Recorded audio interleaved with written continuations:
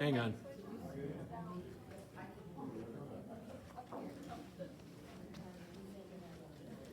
There we go. We all know it's on now. Takes 4 people to decide how to make this work. Good morning. Good morning. Welcome to United Redeemer Lutheran Church. I want to first to introduce you to our pastor, Pastor Jessica. She's with us for 3 months, and we love her already. I've been here for 3 months. Yeah. So far, yeah. Yeah. Hopefully Okay. longer. Yeah. So, this kind of started several months ago when the WELCA, I'm president of the WELCA of United Redeemer, and we started this thought to do this. And it has been a lot of work, but very, very profitable as far as learning. So I want to give a thank you to our bank in Zumbrota and to the telephone company. They have both been very, very helpful and supportive for us. So give them a hand.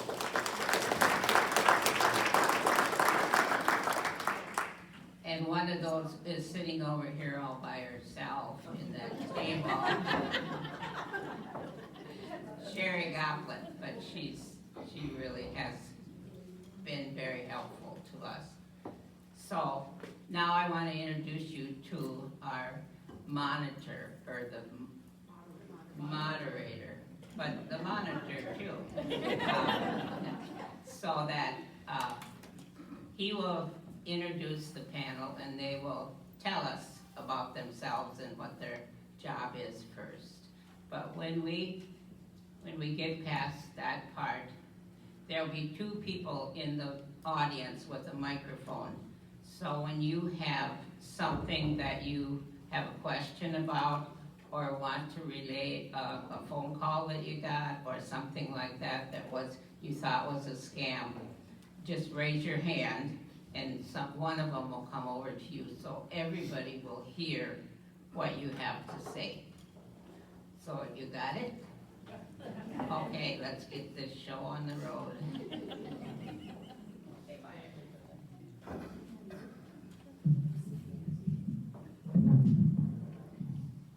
Good morning. I'm Brian Hogan with Friends and Bank and Trust, and I just want to welcome all of you here. It's a great turnout.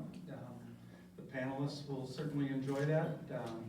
Hopefully you can keep them engaged. Can we give Leah and her group a very good hand for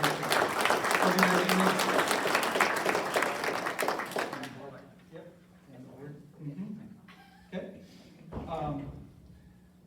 So we need to thank the Zumbrota Telephone Company for the Hanish Bakery stuff this morning. Thank you. Okay. And we need to thank Charlie Nelson for the audio-visual. Team effort. Roger helped big time yesterday too. So I will just introduce everybody up here at the panelist table, and then when I'm done introducing them, each one can tell you a little bit about themselves, and then hopefully we're going to have a lot of questions. So, sitting first at the table here is Tally Rasmussen from Friends and Bank and Trust. She is with our fraud department and does a tremendous job of working with a lot of fraud. So she's very busy. Next is Rebecca Buck with Medicare and Insurance, and she'll have a lot of information for you in regards to that. Sitting next to her is Jake McBroom, Zumbrota Telephone Company. And then our Zumbrota Police Chief, Patrick Callahan. And last but not least, Goodyear County Sheriff's Deputy, Mitch Gravel. So thank you, panelists.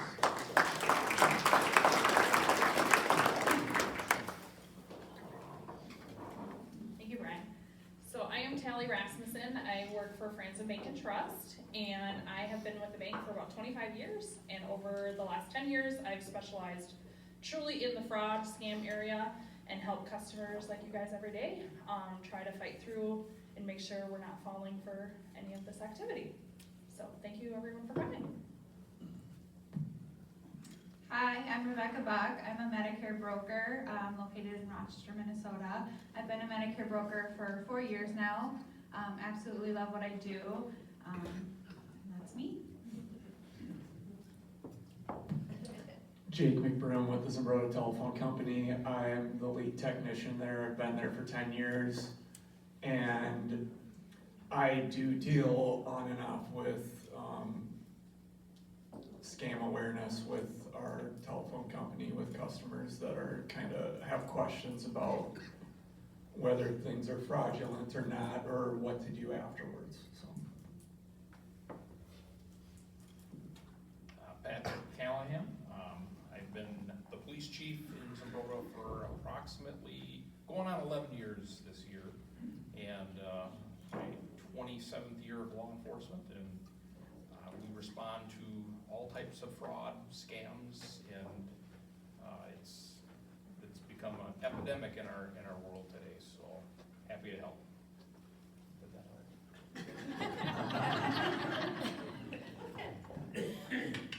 Check. I'm Ed Scrabble with the Getty County Sheriff's Office. I've been there for 22 years. Started off in the Adult Detention Center, worked there for 5 years.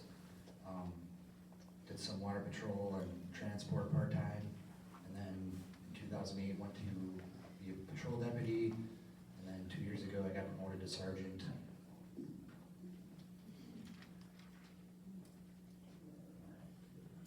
Okay. Who's the first one to ask a question? Oh, we're going right into that. Ryan, can you get the microphone? Sure, Charlie's up. He's on it. Who wants to, Roger? We need two. One for each side. All right, who's got a question? Nobody's got it. No, Okay, up good. in front. There we go. Roger, hold your hand up, keep it up until you have the mic in your hand. All right, Ron, go ahead. I'm getting email, or I should say Facebook stuff on weight reduction. And what I'm questioning is, well, and I do need it, because it does give me interest, but you see these things from Kennedy, you see them from the other people that, and then you click on the learn more stuff, and then you find out after 45 minutes of crap that they're saying, well, they're getting this stuff from Malaysia and it's a pill about this, and you're going to lose weight within a day or two by taking this pill, and so I'm very baffled by, that it's, it's pulling, makes me wonder, why isn't this something out there at the pharmaceuticals, or why isn't the doctor prescribing these pills? It's just my being dumb about, well, it is a scam, is what I lead towards, so, am I making sense? Go for it. Okay, so just to lead off, anything that sounds like it's a miracle, it's, why haven't I heard of this before? Yeah. If it's too good to be true, it is. And that goes with letters from Nigerian princes, that goes for anything that's promising to fix all your issues without hard work or exercise or anything like that. Get rich quick through the email, it's not going to happen. So anything that sounds like it, that is a scam. So a lot of the things you see through Facebook now are targeted things. If you've searched or lingered on a image too long, they're going to give you more of that. And it doesn't matter if you've clicked on it. If you've just lingered on that image on Facebook for a nanosecond, it's gonna go, oh, they like that, I'm gonna give them more of that. So, I don't know if I've answered your question or not, but if you had an interest and clicked on something, they're going to go, I'm gonna give them more of that. So, that's all I have to say about that.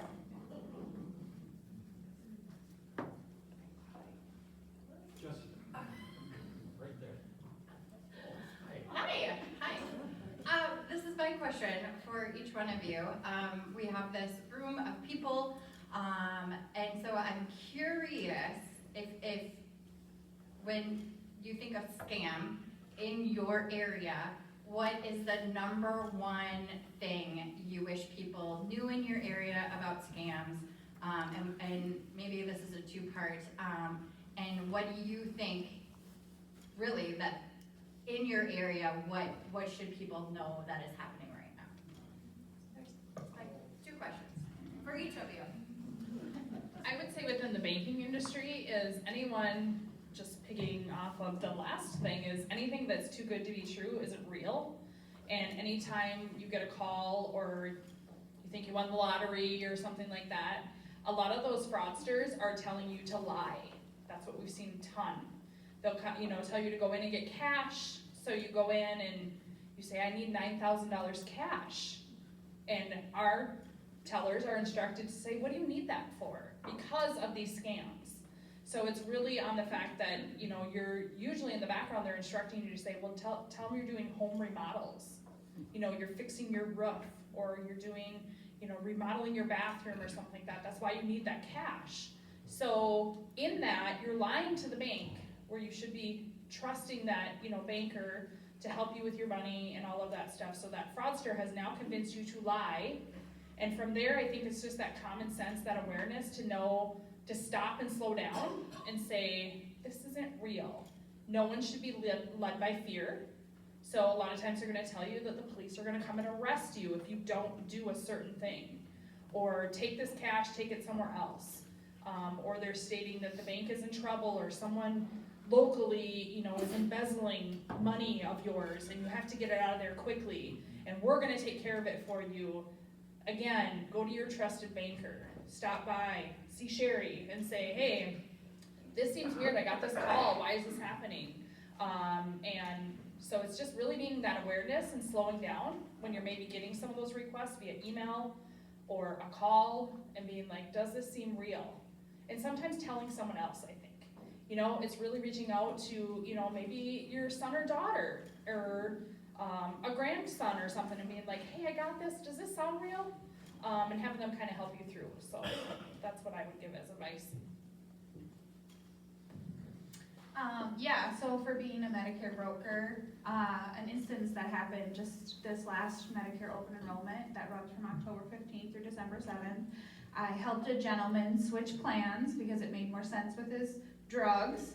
And after open enrollment, I always just run through, make sure everyone got signed up okay. Well, the gentleman that I helped, and I knew him personally, like he was a family friend, it didn't go through. So I called him and I was like, hey, did you talk to someone else? Did you switch plans? And he goes, no, I didn't. So then I called another family member who knows him, and I was like, hey, for some reason he got switched off the plan he signed up for. Do you mind going over there and investigating, maybe talking to him, see what happened? Well, someone called him. After she talked to the family member, it kind of came back to him that, oh, someone did call and talk to me about Medicare.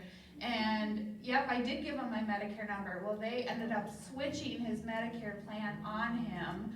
So it was a big mess. We were able to fix it, but that's just one of the things. So my main thing is, do not give out your Medicare number to someone just calling you. That's probably the number one thing. And then just recently, a few weeks ago, I had a client call me saying that she got a bill from Social Security that she owes this money.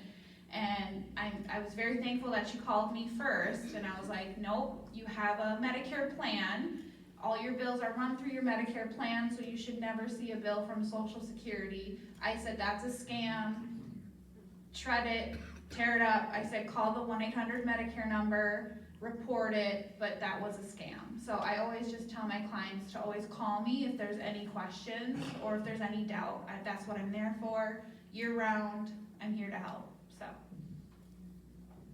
Is the open enrollment done? Oh, just a second. Hold your hand up until you hit the microphone. Follow directions. Is the open enrollment done for Medicare, Medicaid?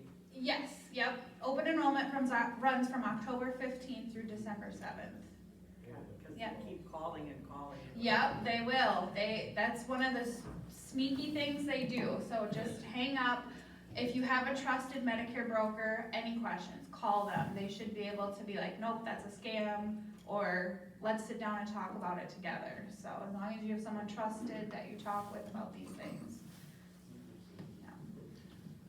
So the biggest thing that I probably see in my area of work is a lot of people will get a pop-up on a computer and it'll say, don't shut down your computer, contact this 800 number, we'll fix your issue, when there in fact is no issue. The issue you're about to create is a scam. So people panic and they call the 800 number and they're like, well, I paid $600 for them to fix my computer. They said I had a virus. Windows will never issue a warning like that. Official communications aren't going to be pop-ups. You might get a notification on your Windows notifications pop up. You'll get your antivirus that you obviously have on all of your devices, and it's up to date and not expired. That will issue a warning, but those pop-ups, people will tell me I gave them my banking information. I gave them, they said I had to go buy Amazon gift cards and send them to them. And if you stop and think for 2 seconds and you go, does this make sense? And any part of you says no, shut down your computer and call a local professional, whether that be P. Cornell, whether it be myself, whether it be Charter, whether it be a nephew or a family member that knows a little bit about technology. When it says don't shut down your computer, that's the first thing you should probably do, is just shut your computer down. So a lot of these scams prey on fear. And if you don't use a little bit of common sense and take a breath and panic, and that's when these things happen. So again, if you have any questions, hang up the phone, shut down the computer, talk to somebody locally, and don't panic.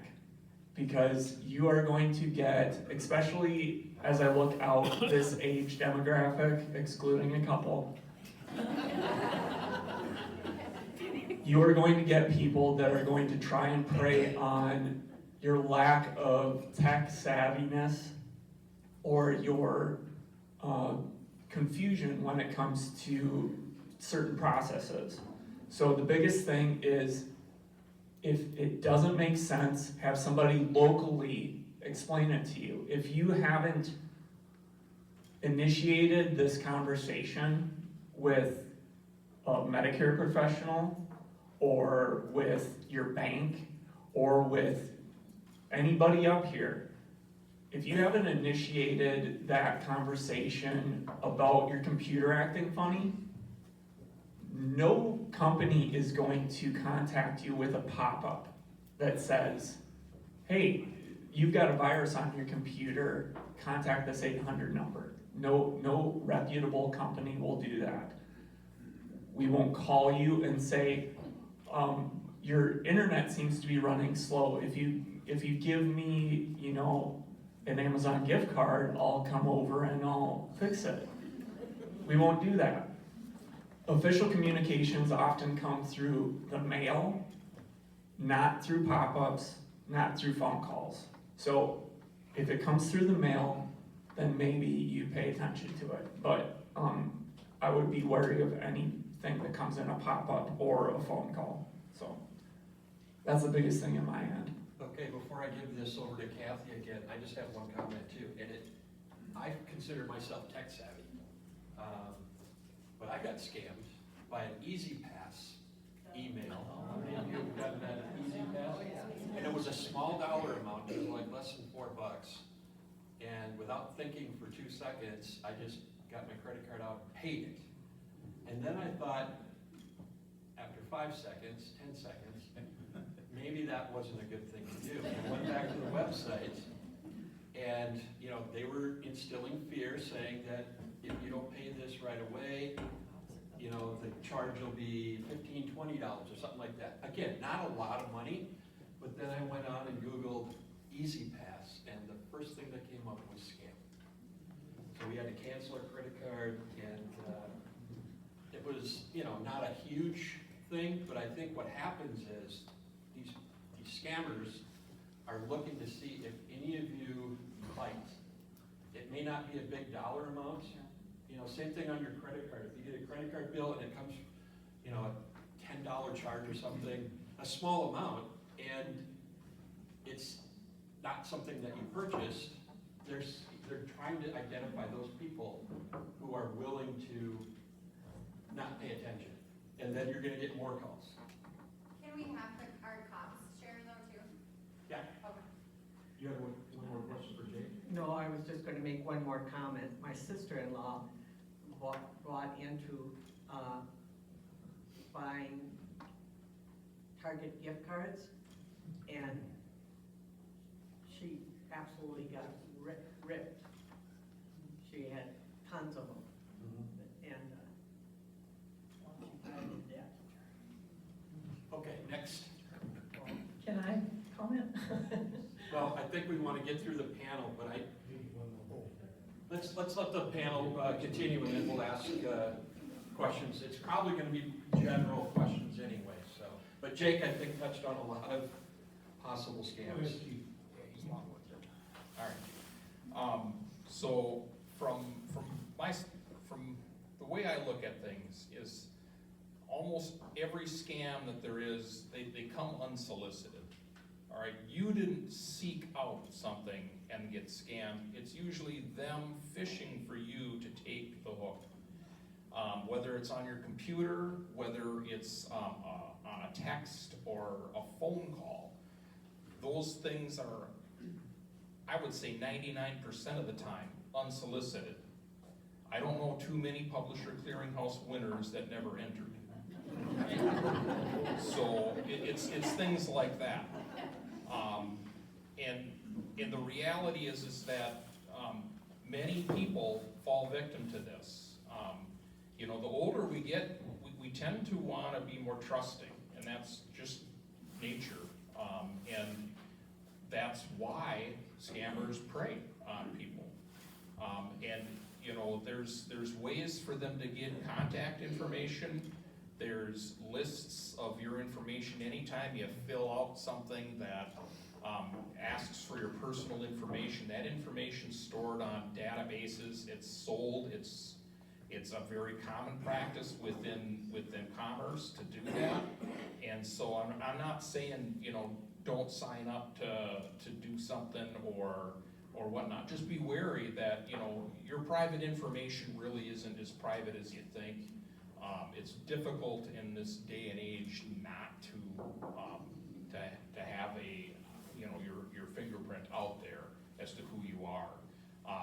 But again, a lot of these things, they rely on just throwing random stuff out there and see who's gonna bite on it. And one of the issues today, I mean, I would imagine just about everybody here has a cell phone. Most of us have a computer. Most of us have an online presence and utilize, you know, the computer to, you know, to purchase things on Amazon or to just browse the internet. So we're all subject to it. I get it all the time myself. I'm always getting phone calls, I'm getting stuff in email, I'm getting stuff that tries to pop up, and just like Jake said, just don't trust it. I mean, there's, if it's real, if you win Publishers Clearinghouse sweepstakes, Ed McMahon might show up. I know that's impossible if he does. But the truth is that you would, for one, probably have an idea if that's a habit that you do, and they don't call you. They show up with a prize patrol van. And I've talked to the people there. They do it as a surprise, and it's one of those things. But then keep in mind, there's other scams like this that promise you money and say you won this, and we have somebody waiting at UPS waiting around the corner. No, you don't. You don't. But I can tell you, we've actually seen scams unfold where they've had couriers pick your cash up. And that's real scary, because they're working with somebody that's real in your area that's gonna collect your money. And fortunately, a lot of these people that are being targeted, they call the police. Sometimes the police work with that victim, and they draw that person in that's coming to collect it, and guess where they get to go? They get to go to jail.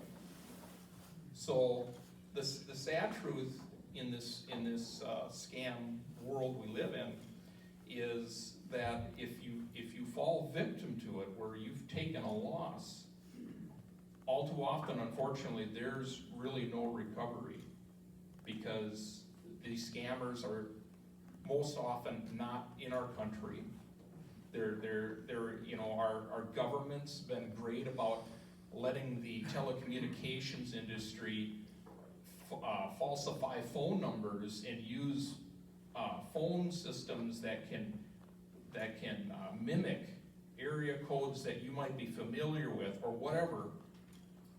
And so they take advantage, these scammers take advantage of that technology to try to draw you in. And so it's real sad, especially when somebody takes a loss, because it's almost impossible for anything to be recovered. You have to have at least an actual trail, and you know, the partners that we work with often are like the U.S. Postal Service, their inspector service. If money is being sent through, you know, some sort of tracked, you know, parcel, that might be helpful. If there's, you know, I know that it's the Bitcoin kiosks is a new thing, and I've had people in their 80s going to kiosks that have known nothing of what they're doing, but have really good instructions, and unfortunately they take a huge loss. And you know, our state and federal government are now able to do a little bit more with that, but the reality is that if you didn't buy that gun drawing ticket that you know you did, and you won the Ruger whatever,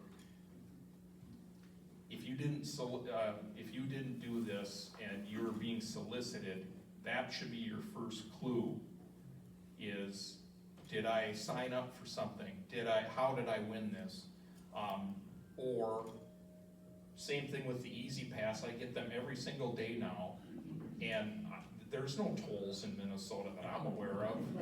And I didn't go to Chicago, but they're out fishing, and so keep that in mind. That's the first clue, is why am I getting this? You're probably going to wonder that, but they're, like Charlie said, they're preying on your fear and the immediacy of you to take care of this. And this doesn't happen to, you know, just older folks. This happens to people of all ages. I've responded to somebody that had a IRS scam where they were told if they don't take care of this deficit, that the police are going to come and it's going to cost them more. And he felt, well, I do my taxes, and they got to be right. And of course, you know, we're around that time where this scam's very popular. He paid it in Apple gift cards. It's another clue. These non-traditional ways of paying for these things are absolutely untraceable. So they know what they're doing. And my suggestion is, if you feel like you got something and you don't know what to do, you can call the police.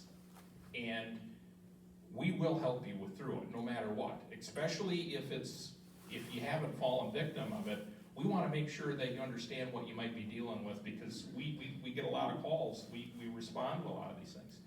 And we certainly are there to help you. And so we will take those, we help field those calls and to help serve you, so. And my response to them, whenever they're like, we're gonna send somebody to the house, I go, send them. Go right ahead.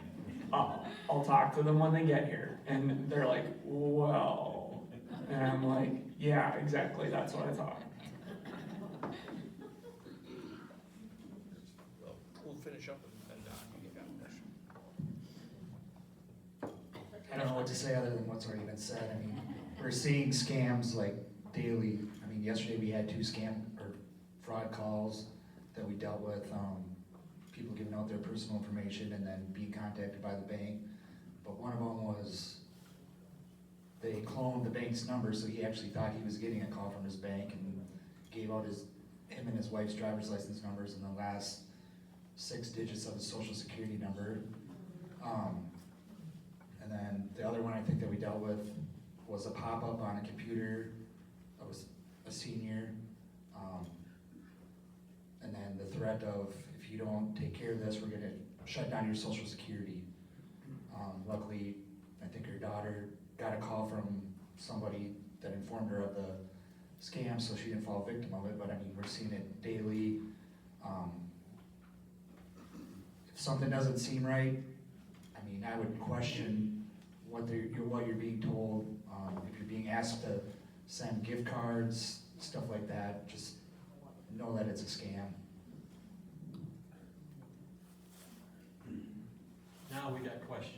You got Don right up front here too. So I wanted to find out if any of you on the panel know of some good ways to recognize phone scams. I've noticed that when I get a scam email and I look at the email address, it really doesn't make any sense. Usually it's like a bunch of either letters or strange words put next to each other, so then automatically that sends an alarm that that's a scam. And then the other thing is with a cell phone, if you click on the face or whatever, the little icon of that number, you can go to the information, the I, and click on that, and you'll see also a ridiculous looking identification or a very strange phone number that doesn't really seem to make sense for your world. That's a couple of things I've noticed with the scams that I've gotten. I don't know if you know anything more about that or can comment more about that. I would just second what you said about the emails and the email addresses. When you get an email from, let's say it's from the Mayo Clinic, but you look at the email address and it's a Gmail account, how many Mayo Clinic professionals do you know that send anything from Gmail accounts? You don't. But paying attention to those little details. I don't know how many of you do word searches or word finds, but here's a new, brain engaging game that you can do is start paying attention to those little details on these communications that you get and go, okay, let's read the email address. It's like you go to download a popular program, let's say Internet Explorer or something like that, but it brings you to a site that it has no affiliation with anything Microsoft, anything Internet Explorer. It's like downloadnow.com or something like that, that you're going to get a virus doing that. It's the same thing with scams. You have to pay attention to those little things, and it's getting harder because of those spoofing of the telephone numbers. had people tell me that they've gotten calls from the telephone company, but it wasn't us. It was somebody that had spoofed our number and they were trying to get account information. I would just say, if it doesn't sound like somebody you've talked to local, be like, actually, I need to call you back. So hang up the phone and call that number back, and you'll get the actual establishment and say, I just got a call from this number that said this. And they go, we never called you. It can be a really high stakes game, but you can play it. Just hang up the phone and call back. Same with the IRS scam. Be like, okay, I'll call you back. So you hang up and you call the IRS and say, is this something that you guys are doing? And they go, no, we would never do that. So that's my answer to what you have to say. I would also say with phone numbers, a lot of times, if you don't recognize the phone number, there is the spoofing that can say it's, IRS or the bank or whatever. But if you don't recognize the phone number, don't answer. We're always accustomed to just pick up that phone and answer it. Don't answer it. If it's something important, they're gonna leave a message. From there, then you can call them back and say, oh, I'm sorry, I didn't recognize your number. Maybe it is Mayo Clinic that needs to call you. But if you don't recognize that, don't answer. Because again, engaging in it, that's where you get caught up into those scams. Got a couple points just to add to what the chief was telling us. A lot of it is foreign-based, and the Publishers Clearinghouse got a call congratulating me on winning $500 or $5 million and a Mercedes. And I said, oh really? I understand that Publishers Clearing doesn't call, they just surprise you at your door. The person hung up, but they had a foreign accent. I couldn't even hardly understand them. Yep. That's a clue.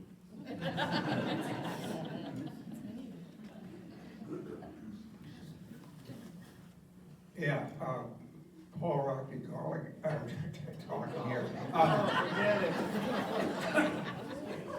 Gets away from me. My experience, and I think it's a fair statement, that nearly all government agencies, anybody claiming to be with a government agency, whether it's law enforcement, Social Security, or the IRS, U.S. Attorney's Office, they will initiate, if they want to talk to you, they will initiate contact with you by letter. If your first contact with them is by phone, the first thing I would do is hang up on them, is what you want to do. And that's about across the board. I give you you were talking about the Medicare number, right? I had one, and they claimed they were Medicare, that they were reissuing Medicare numbers. Same thing, and I assume that, I'm not sure what the motivation was, but, or what they were intending to do with it, whether they were gonna sell that new number to somebody else to make use of that number or whatever, but, and that wasn't the first time that's happened, but that's been my experience. And that's kind of across the board with government agencies. They will, if they want to get a hold of you, they will write you rather than contacting you as step one. So. Yeah, they really just want your Medicare number. They can do a lot with your Medicare number. Example, switch your plan, right? So then they get commission on signing you up for that plan, so they're making money on that plan, right? So that's why we always suggest going to someone you trust to sign up for your Medicare plan, because they can help you throughout the year, answer any questions you have, but you have a trusted face-to-face interaction. Somebody calling you, trying to sign you up for a Medicare plan, I don't trust them. Like, for example, my grandma got a call saying that, oh, your plan doesn't have ambulance coverage. Well, I'm my grandma's broker, so she called me and I'm like, yes, you do, Grandma. Like, they're just trying to get your Medicare number. Another thing that they can do with your Medicare number is make false claims against your Medicare number, like buy medical equipment or say that you got this prescription drug, so they can charge it towards your Medicare number and then they can use that equipment and sell it off on their own. So there's just so much they can do with that Medicare number. So treat it like your social security number and only give it to people you trust, see face to face, you know. So, yeah. Thank you. I would add two things.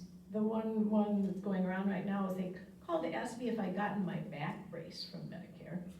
Since I didn't order a back brace, I didn't. And the other one is if they give you a phone number that says, well, if you're really worried about this, you can call this phone number. That goes right to them. It's not the real phone number for Social Security or whatever. 100%. The only number you should really trust is a 1-800 Medicare number. So, yes, they do put a number they want you to call. Don't call them. Just call the 1-800 Medicare. Otherwise, a great resource too is the senior linkage line number as well. They have great resources and they're aware of all these scams as well. We got caught on one of those scams and we wanted to put a freeze on our credit reports. So we got the numbers from the bank. They all had an accent too. How do you know who's right and who's wrong? First of all, if the bank gave you the number and it goes to somebody with a foreign accent, you can trust that person. Hopefully. And I know that there's a stigma out there of people in tech support having an Indian accent or something like that, and it sounds shady. If you get that number from a reputable source, like the bank gives you the number and you dial it and it goes to a foreign accent person, we're gonna have a knee-jerk reaction of, wait, that's not okay. I don't want to talk with somebody foreign. I want to talk with somebody local. A lot of those jobs have been outsourced and they are a reputable representative, but like you might call 1-800 Medicare and you might get somebody with a foreign accent. But if you dial the reputable number, it's not something to be concerned about. But I understand that you're a little bit trepidatious of that, so. Yeah, I was gonna just relate, and this scam may be old now, but years ago, my mom got a call from somebody, you know, hi grandma, this is your grandson, I'm in Chicago, I had ran into a car, I need some, can you give me some money? And she of course was like, who is this? And they were like, well, this is your grandson. And then she of course said, our son's name Gunter, and then the person went on to say you need to go to the bank and get the money transferred, and basically their mother said to this guy, Gunter, you know your grandmother has no money, and hung up. The other thing I wanted to ask about is the ones that come on the phone as a fraud alert, and it's very tempting to click right away because legitimate or not, until like recently I looked at it and I was ready to click and then it's like, wait a minute, I don't have an account there. But it was very, wanted to click right away. And I would say that this generation was raised to answer the phone. You had the landline, it would ring, you'd go, somebody answer the phone, and you would go do that. Your knee-jerk reaction when your phone rings is you're gonna wanna pick it up. And now we have to pay more attention to potential spam. And you go, well, I don't need to answer that. But I understand that this generation and even my generation, my kids will never have that reaction. I'll call and they won't answer. And then they'll text me and say, what do you want? But I'd say that, yeah, that's just something that we have to train ourselves to do. And it's hard for people that were raised to answer the phone. And with those fraud alerts too, if you're ever getting something, like you said, if it has the bank name on it and you don't bank there, don't ever click on that. Or the first thing is call your bank and say, hey, I got this alert and I'm concerned about it. Because, unfortunately, we do have alerts that go out, especially on debit cards. And it's not that you click on it, but you do respond whether or not it's your transaction, a yes or a no. And so if you're ever unsure, again, it's call that trusted person. Call your bank. call the police force, whatever, to say, hey, I'm unsure of this. Again, it's just slowing down and not being so quick about it. Regarding the grandparent scam, some of you probably heard of it, and that was a real common one. I do have a lot of materials over on that communion table over there, and the grandparent scam is one of the resources. I got all these different types of information on different types of scams that are very common, and a lot of them are bookmark form, so they're small, you can keep them in your books that you're reading and whatnot, but you know, the reality is just like what we're hearing here. Ultimately, we're gonna get preyed upon. I get preyed upon. There are times where I'm at the police department and the phone's ringing, I got caller ID, and I've told staff, don't answer that. All right, because it's just someone trying to sell me something. You know, you get the toll-free number or whatnot. But I get the same phone calls you get, and sometimes I play a game with them. That's my own entertainment. But aside from that, we're all could be victimized or attempted to be victimized by these imposters, people that claim who they are. And I want to reiterate just what Paul said in regards to federal agencies calling you. They don't call you. That's just something they don't do. We don't call you either, and we've had people call us to say that that we called them and said there was a warrant for them, and their phone number shows up Zumbrota Police. And fortunately for these people, they knew they had no reason to have a warrant. Why would they have a warrant? So they called the source. They didn't necessarily redial what was called. They looked up our police department number and called us. And I assured them, no, that wasn't us. So when in doubt, check it out. And like I said, these, you know, they have the ability to spoof phone numbers. Now granted, we do call people sometimes when we're following up, but we're not asking you for money. You know, I get calls from like the Sheriff's Association or the Chiefs Association, and I know that those aren't necessarily real, because I'm part of the Chiefs Association. They don't call and just solicit money from people. That's just something they don't do. They don't need to do that. So, you know, be aware of that type of activity. Same with charities. There's a lot of charity scams out there, and you know, people are often willing to give money toward, you know, charities they find value of. And the thing is I would be, you know, hear about it in your church, see about it on television or something. Just check it out before you take advantage of somebody who solicited you. Check it out. Yeah. They're becoming more sophisticated. Last week, we got a text message from our it said it was our credit card issuer, and that they had a charge, small dollar amount, $3 or something from South Carolina, and wanted to check with their fraud department, see if it was valid. It had sort of a hinky email address associated with it, but we didn't respond, and shortly after that we got a phone call saying there's been this charge, $3 and something from South Carolina. You need to contact us. And so I called up our real credit card company and their fraud department. They said, no, there's not been any charges that's come through on that.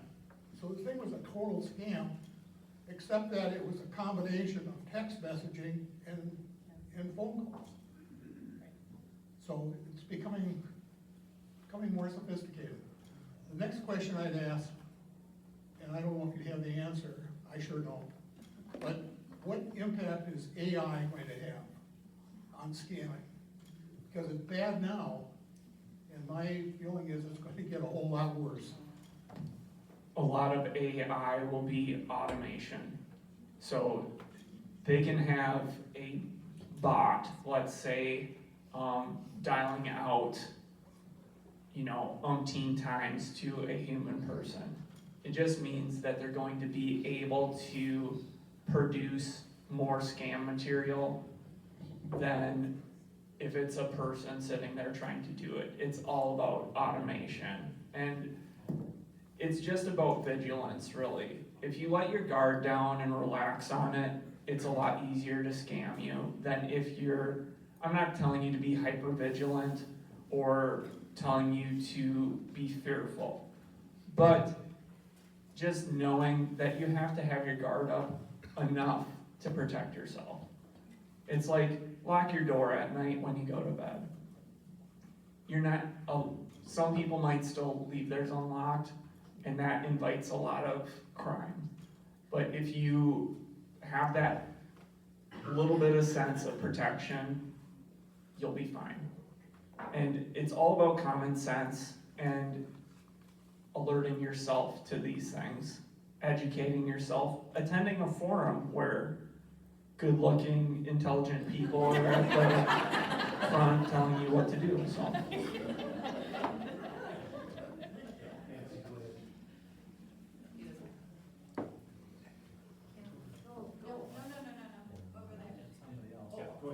Is the do not call registry obsolete?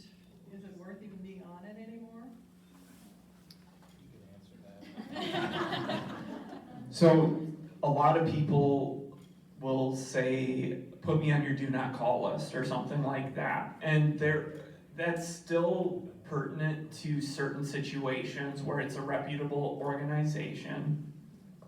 You can say, I don't want to receive calls from you anymore. But scammers are not going to look at a list and say, oh, they said not to call again. We probably shouldn't call again. They don't really care what your preference is. They care about getting your money and your information. So, to a degree, unsubscribing from emails that you don't want to get anymore from reputable organizations, absolutely. That's something that works. Do not call us for reputable organizations. That works. For scams, it does not.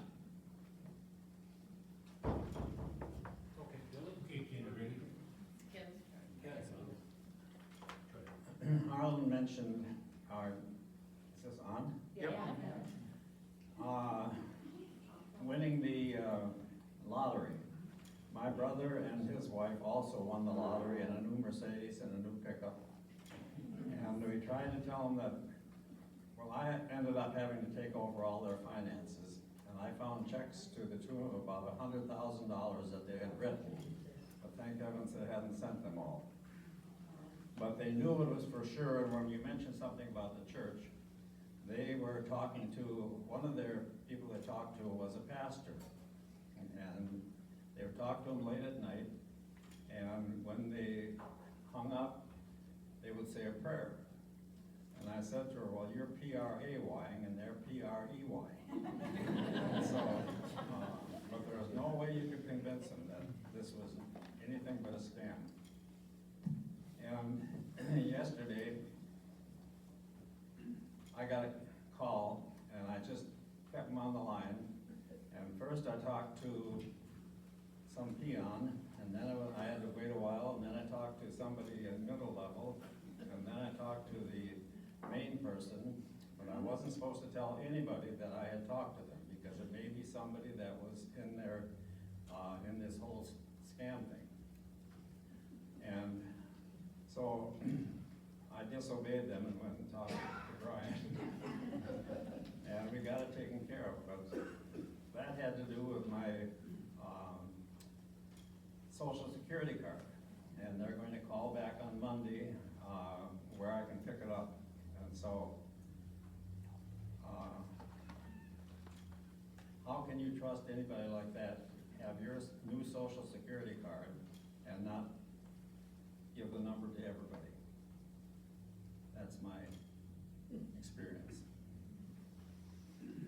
I would say with those lottery scams, they are the hardest ones to convince people they're not real. Because they're like, no, I'll ask them, I'll talk to a customer and I'll say, so did you buy a ticket? Because it's a second chance drawing they always won. It's always a second chance. I'm like, but did you ever buy the ticket to start with? Well, I might have, but they never remember that.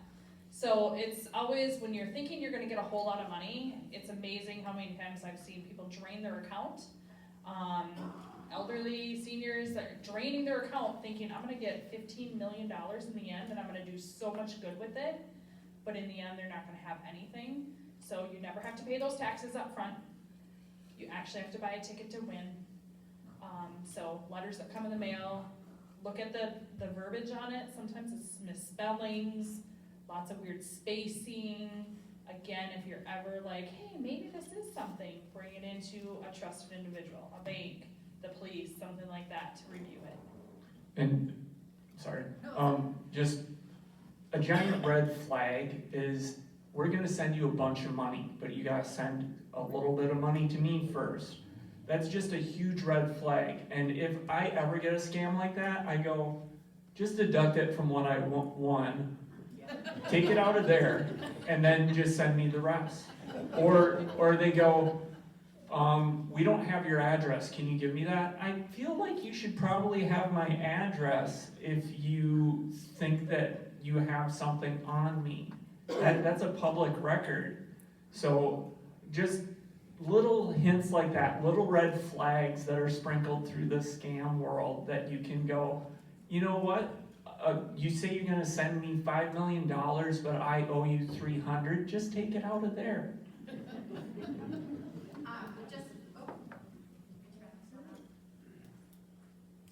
I just want to, since we brought up praying with pastors, want to just talk about one that has been going on for at least 5 years and will probably continue to go on.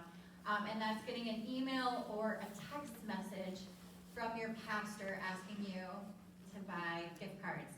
I can say, at least I and my colleagues in the ELCA, probably our mainline denominations, we will never ask you to go buy gift cards, scratch them off, and send us the number. We just won't.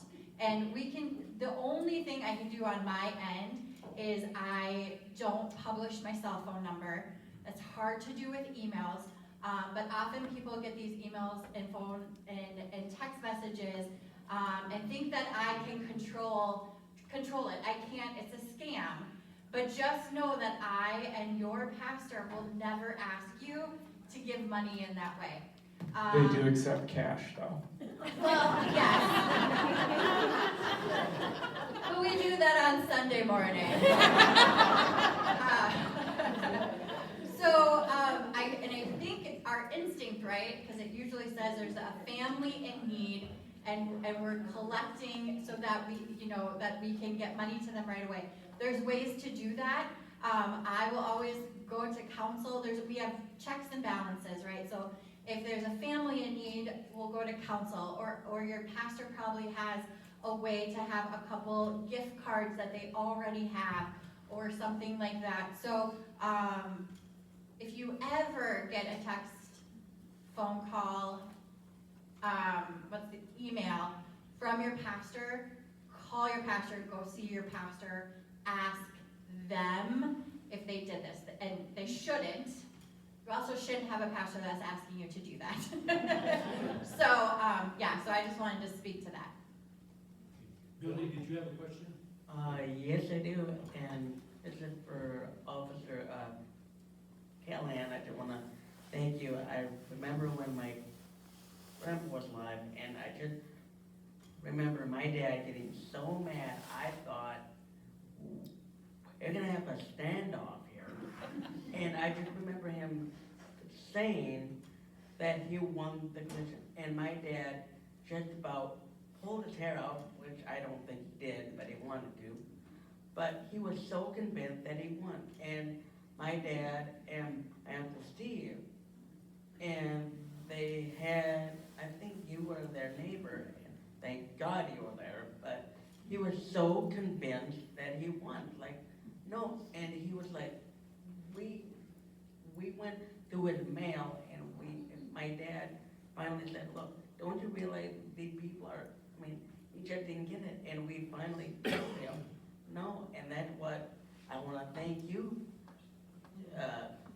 Helen, for at least explaining to my grandpa, God rest his soul, that he didn't win, and that's the problem, that the people, and no offense to anybody in the room, that they didn't win. I mean, if they did, we would have had a whole thing, but with the Trump police department, thank you for just helping my grandfather out.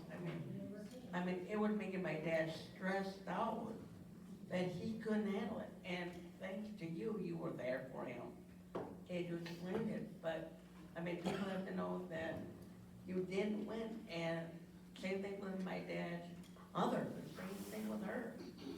I'm glad she doesn't have a cell phone, I'm glad she didn't get one, because she would have been like, no, and that's the problem, that's so, vulnerable, and plus I work with vulnerable adults too, and I think people should realize that if you get a call or anything like that, just stop by the police department, which I've done that plenty of times, just for like, okay, I mean, if this number doesn't make sense, and I've gotten spam calls, or like, I remember that one that you have a warrant for your arrest, which I've never had a warrant in my life, and it's like no, I've never broken the law, well, once. I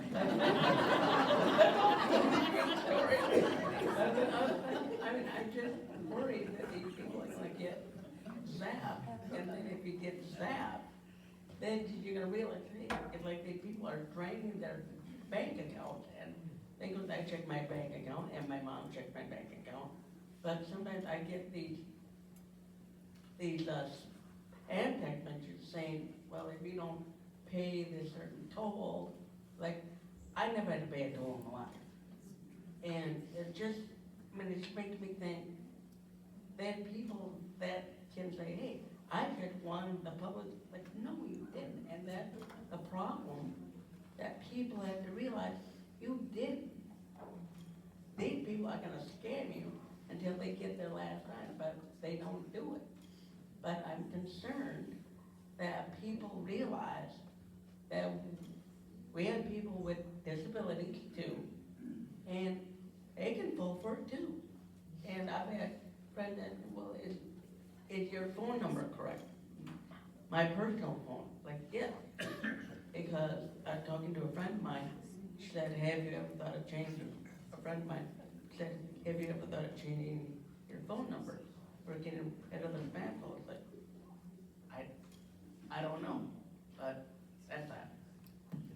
Sure, and I have to look for, just one second, I need to make a request based on Billy's last comment about breaking the law. I want to let everybody know, and I asked the panelists, but I didn't ask you if it's okay that this session gets put on the internet through the United Redeemer website. So, if there's anybody in this room right now that does not want that to happen based on things that they've just said, to let me know, and we won't do that. We'll just provide that request to people who request that. So, and you don't have to say it to me right now, but just later. You're gonna have Thank a you. slide at the end that says, and if you like this, please send money to Charlie Miller. Yeah. No, I will not. So I responded to Billy, and it's been mentioned before too, sometimes it's very difficult to convince somebody they're being scammed. And one of the ones that is probably even harder than the sweepstakes scam is a romance scam. And that's a trend where somebody that's, you know, they're lonely, and this person that they've never met before, but through the internet somehow have this relationship, and they take their time with this scam, okay? They want to get your trust, and ultimately they'll need money. And they'll give great reasons why, and really it's all about being able to come and be with you in real life. And it never happens. So, with that said, you know, we also find that people that have been duped, they've taken a loss, sometimes a lot, maybe not a lot, sometimes. There's a kind of a level of shame they may have knowing that or finding out that they were scammed. Please report those things. Don't be afraid to report those things. The fact of the matter is you were a victim of a crime, and they need to be reported. There are, you know, some things are for those that might qualify. These things can be tax deductible as a loss if you've reported it and there's some sort of trail. It's just like if you go to the casino and you lose a whole bunch of money, apparently you can write that off. But the reality is that you can do that if you were a victim of a crime and there was a financial loss in those things. Granted, you know, goes against whatever the standard deduction is too and so forth, but keep that in mind. I have a question about paper checks. And I had read an article about checks being altered and cashed. And I was just wondering what you have. I mean, is there any way to safely send checks or? Well, when you think about a check and you look at that check, you have your routing number and your account number, your address, your name. I would suggest don't use checks. They're never safe. Because when you think about it, you're handing your personal information over to someone, and all they need is your routing number and account number to do a automatic transfer, an ACH. So better ways to do it. When you talk about automatic payments, I know even when I talk to my parents, they're like, oh, no, I mail checks. But it's kind of funny because there's a whole gang, they call it the red flag gang, that goes around and looks at mailboxes. So when you're writing your bills out, it's very convenient. You go put it in your mailbox and you put the red flag up to say, we have mail. Most of the time when you're mailing stuff out, you're mailing bills, or maybe a birthday card with cash, or a check, and that's all those scammers need or fraudsters need is to pick that stuff up. They have your information, they start using it. So as much as you can, I wouldn't mail anything. Have you run into fraud with, or identity problems with, from a simple obituary? Because everything is spelled out, when you were born, who you married, who your parents were, it's pretty much all there in 2 paragraphs. Right, I haven't personally ran into some of that stuff, but it's anything you even think about like Facebook, or anything you put on the internet, you have to decide how much you're gonna disclose. And obituaries, like you said, it's a prime example of, if they really know who you are, they can start connecting those dots. So when you maybe get some of those phone calls, they can say, hey, I'm so-and-so, do you remember me? I was a friend of your sister's, and they have the name. And then you start thinking, like, even myself, I'm like, oh, is that someone I maybe knew? So again, they're putting all those pieces together. So social media, that stuff, I always, talk to my children too about the fact of everything you're posting out there, you're now making it public. So be, really cautious on what you post out there. Birth dates. We talk about the grandchild scam where, they call grandpa or grandma and it's like, hey, I'm in jail, I need some help. And based on, they could be looking at your social media to know, oh, your grandchild is, Susie or whatever. And, oh, they are in jail. So they know the name and, that goes back to that, the artificial intelligence. They're just gathering more information. The more information they have, the more believable it seems to be. So again, it's taking that time, stepping back and being like, okay, does this conversation that I'm having seem real? And if it doesn't, reach out to someone that can, even to talk it through with another person to be like, not sure if this is right or not. We hit the thing with the gift cards for pastors, with the former pastor. and somehow they had gotten hold of the church directory and were asking, we all knew that Pastor was in Guatemala and not asking us for any gift cards. But one of the things we did was call all the people that were relatively elderly in our community, in our church, and say, don't do this, it's not real. So. I think Officer Callahan, we have a process in Zumbrota, right? For people who need help, they go to the pastor contact, or the church contacts the police, and then the police distribute and handle coordinate the funds, so maybe you can comment on that. So you're talking like the Good Samaritan Fund? That's it. Yeah, and I know this community, they're part of, it's kind of a consortium of different churches that contribute to that. And it's often someone that needs like help with some gasoline. Occasionally it's a night stay at the motel, and I've had even some grocery help. But those things are also, Pastor Eric being one of the point of contacts, if someone calls us directly, we talk to the pastor. We make sure we're all on the same page before, and we're just kind of the conduit.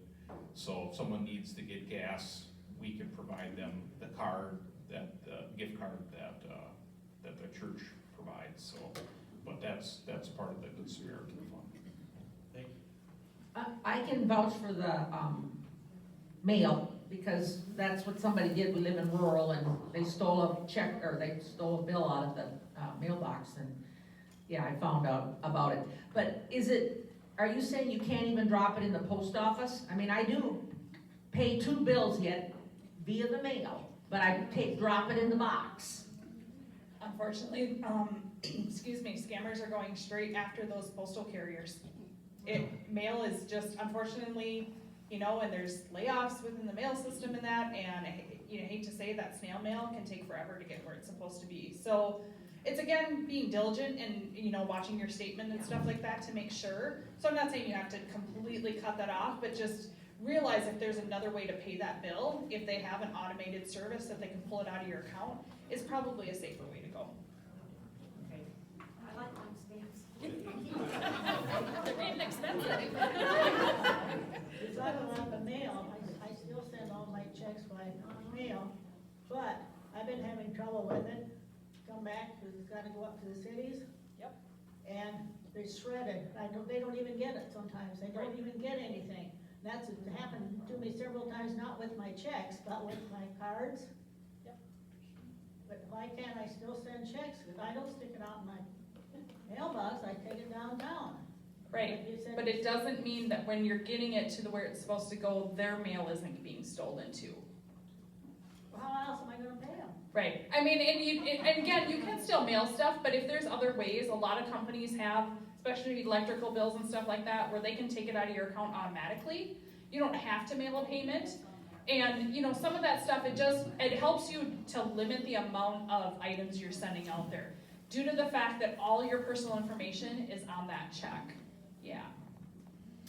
And I just want to mention, Chief Callahan also mentioned there's a wealth of information up here, and one of the things is a pro tip about checks have sensitive information and how to try to get most of that stuff done electronically. So I would encourage everybody, when we're done with this session, to come up here to the table and take as much information as you're comfortable with. Yeah, because the company is going to, electronically is going to be safer. You're going to sign an authorization with, let's say the electrical company, and you're going to say that I'm authorizing you to go ahead and take that funds out of my account monthly for the bill due. They're going to have your routing number and account number, but they're going to build it into an electronic file that gets sent to the bank securely. So yes, that stuff, it's not floating around out there. Not to say there can't be some compromises sometimes. There are some of those too. But it's just the mail system, unfortunately, things have gotten so slow. And you said it's gotta, you're probably mailing it from Zumbrota, but it's gotta go all the way to Minneapolis before it's being distributed. And then from there, things are getting lost. So it's like, you think you mailed your bill, and then all of a sudden you're getting your next credit card statement, and it's like, oh, I'm past due, well, I mailed that. So if there's easier ways for you to have that done, safer ways, and unfortunately, postage is getting so expensive. I mean, it's almost, 73 cents to mail out a letter, where electronically is usually free. So, And we haven't talked that much about shredding. That was our first line of defense years ago. And my mom was very good at shredding everything. Is that still a good recommendation, to just shred anything that has your address on it? Certainly bank information or anything like that, medical information, but what are your thoughts on shredding? I still think it's a good idea to make sure that you're shredding. Unfortunately, just a lot of, addresses, all that stuff is public information. So it's safeguarding yourself, but definitely anything that has account numbers and stuff on it definitely would shred or safeguard. And just to piggyback on paper records, I can't tell you how many times I've sat down at a computer to do, internet service work, and there is a notebook right next to there, and it has all of the passwords for all the accounts, whether it be Facebook, whether it be Franson Financial, whether it be whatever. And I know that you're not letting a lot of shady people into your homes, but it's a great way to steal an identity, to just grab that and take it with you, or just take pictures of it. So that's something that I'm terribly concerned about when I go into people's homes, is having all that information written down in a convenient spot for somebody else to see. Another thing is having the same password for your Facebook account as your Franson Financial account. How many times, raise your hand if you've heard about one of your friends getting hacked on Facebook. All the time. I have like half of my friend list posts that they have gotten hacked recently.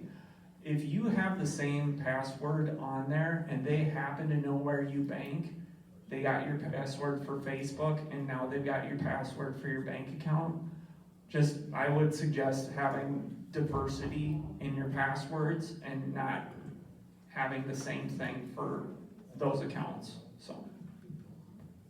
Go ahead, Roger. Go ahead. If I go into a Zumbrota business that sells gift cards and I will say I want to buy a half a dozen $100 gift cards, what are the chances that employee is going to give them to me with no questions asked? I would hope they should ask questions. We can't guarantee what businesses are training their staff. Say, does the Zumbrota Police Department go to the places that sell gift cards and tell the employees to question? They really don't question them. So. Some places do, some places don't. I can tell you, the bank is really good about suspicious stuff. The post office is really good about suspicious stuff, because we've been called by those two entities to help somebody that they think is being scammed. And every time they are being scammed. And so, unfortunately, we've had people buy 10 $100 gift cards from the, Casey's. I don't go to Casey's to buy my gift cards for Apple, but they don't ask questions. They're making a sale. It's too time consuming to discuss the matter. It really have to take that employee specifically kind of wonder or whatnot. Maybe that's kind of early on them. Okay, JC?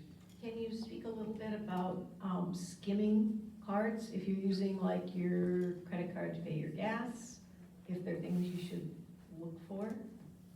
Because Pine Island recently had a skimming incident. Yeah, the skimming thing, I myself am very weary of it.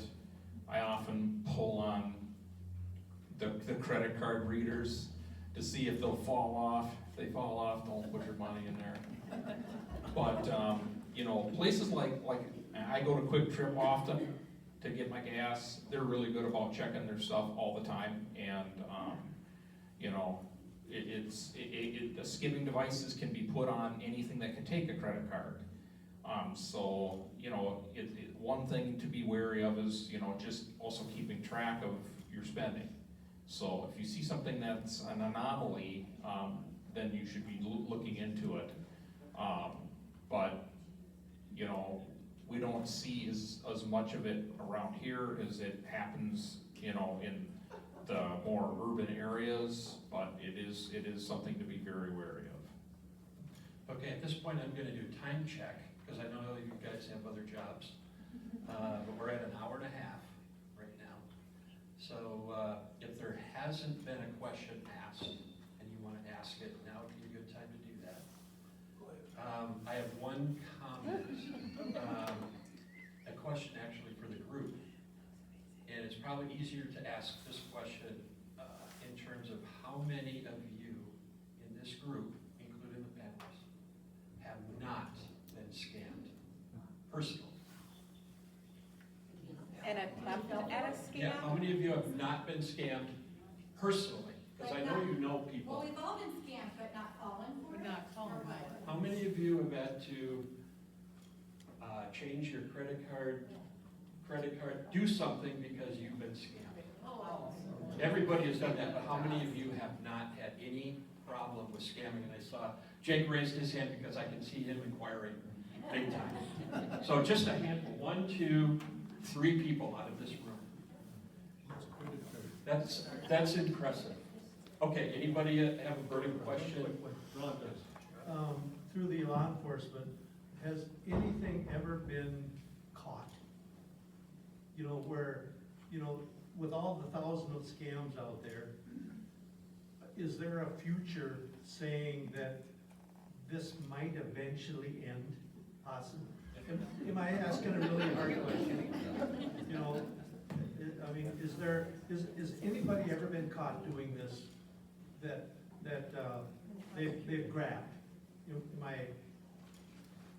The one that I know was the Goody PD one where, I guess I don't remember the whole circumstance, but I think she was requested to send cash or a check to some other state, and the police chief reached out to that agency, and they actually had enough staff where they could sit and wait for this person to show up to pick up the package, and they got caught. But, I mean, a lot of the scams that we deal with are outside of the country. With the check stuff that gets taken out of the mailboxes and stuff like that, we can kind of try to track that and through where the money gets deposited or the checks get cashed or whatever, but Basically, a lot of this fraud stuff is hard to investigate. Yeah, and the case he's talking about, you know, little old Goodhue, you know, here they actually made, you know, national news on their deal because I think it was Nassau County, New York is where it happened, and he just happened to call them, you know, and say, hey, can you check in on this? And they did, and they arrested somebody, and they're on the hook. So, and I've had cases like that too. I've got an arrest warrant out for some lady in Georgia that scammed somebody out of a bunch of money, so I was able to get the party identified, but they haven't yet been caught because there's an active warrant yet. I've had some really good, I guess, interdictions on active scams. I had one last year. It was about 100,000, and that one was stopped in time, even though it was a good week old, and I had no hope on that one. But they were able to. The Postal Inspection Service was able to somehow get something changed. But not caught the guy. But not necessarily caught the person. But like I said, I've had one where we identified them. They're still at large. I don't know. Who knows? But the common one that we are seeing is when they literally send a courier to actually pick up cash. And it's not going to be gift cards. It ain't going to be a check. They want cash, and they want a lot of it, and someone will come get it. And those people have worked with law enforcement, and if that agency has a staffing that's willing to say, hey, let's see if we can bring this person in and work with the complainant on it, then those things, I've seen them happen in Rochester, that has happened a few times.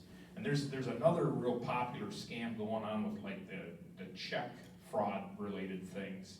How many here have used Facebook Marketplace to sell something or buy something?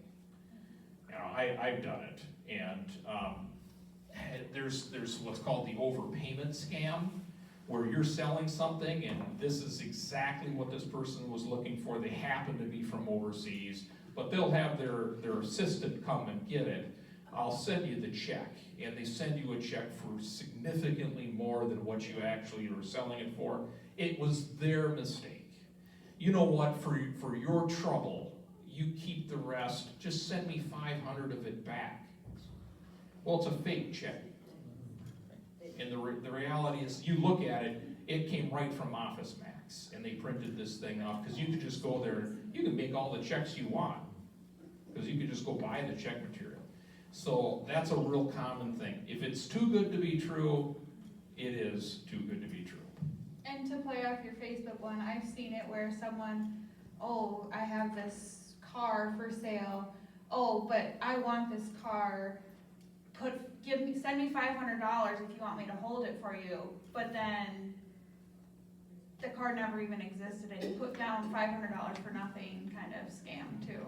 Well, and locally, we had someone get scammed where they advertised one of our city apartment areas, and they were taking in leases, and they wanted the deposit and everything done over Facebook Marketplace. Why wouldn't you go there? You know, they had pictures and everything, because maybe that apartment complex advertised it that way in the past. It's easy to find those old images, especially if the ad's never deleted, and just replicate it and then do it this way, and that person was out several $1,000s. So, I mean, that's a real close local thing that looks, you'd think it'd be legit, but it's always worth checking it out. And I would say this as we wrap up our time here, the resources at the front of the room here are still going to be available once we stop doing this today. If you want to, our doors are open, you can walk in, you can call us. If you run into something that seems shady and it seems to fall under our area of expertise, feel free to call the telephone office, call the PD, call the Goodhue County Sheriff's Department, call Franson and I don't even Medicare. But that being said, I mean, we could sit and hash out everybody's personal experiences on every type of scam, but there's going to be a new one tomorrow.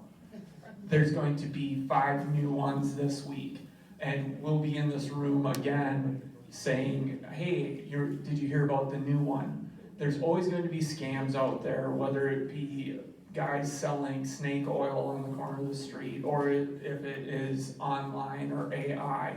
But that just means that we continue to be vigilant, we continue to educate ourselves, we don't panic, we talk to our reputable local people, and just fight the good fight. So one shameless plug before I hang up the microphone is the Cub Scouts are having a silent auction today from 10 to 2 at VFW. So my kid isn't in Cub Scouts anymore, but he was last year. So if anybody has time and wants to attend a silent auction, I'm sure there's a lot of great stuff to purchase there. So I have just one other thing. I've got people I talked to yesterday. They gave me a phone number, and he even gave me his personal office number. Is that something you could check out and see? I did call, I didn't get an answer from anybody, but it did go through, and you could leave a message. Online, there's great resources for reverse phone lookup. If you just Google that, there's, I think it's white pages and things like that. You can do reverse phone lookups and find the source of a lot of phone numbers. Now, if you can report that to a local law enforcement, I don't know how far that'd get you. That a lot of the times you have spoofing that goes on that's untraceable. You can find what company sold the number. You can sometimes find an address that you can direct law enforcement to, but it's really not a great outcome for law enforcement, and they're in a real tough position to try and prosecute things like that, is my understanding. One last thing I'll add, with the resources that I brought, a lot of these questions can be answered by a lot of the resources I brought. Take one of each, feel free, share them with friends. I'd rather not bring any of it back. A lot of this comes from the Federal Trade Commission. They're the federal entity that deals with a lot of, things related to this. They also have a reporting site, which often when I have an actual victim with a loss and it's done in a certain manner, I'm gonna direct them to the FTC website and self-report. Those phone numbers that aren't legit, when you enter what phone number they may have called from, they have the ability to kill that number so that at least it doesn't get used again. Not that they can't make a new one in about 13 seconds, because they can, but the reality is that that's kind of a clearinghouse, and they're able to utilize patterns of information to actually do larger investigations. So the Federal Trade Commission, all their information's on almost everything that I brought with me, so please do grab some handouts and bookmarks for your books that you're reading at night. And if you got questions, feel free to ask. I would just like to thank the panelists very much.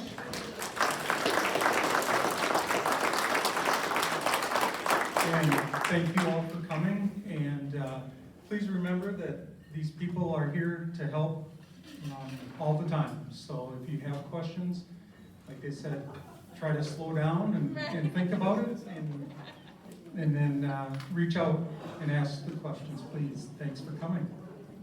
If you didn't notice the little sign back there for the food shelf and you didn't put any money in, do so. Valley Feed. Thank you for coming.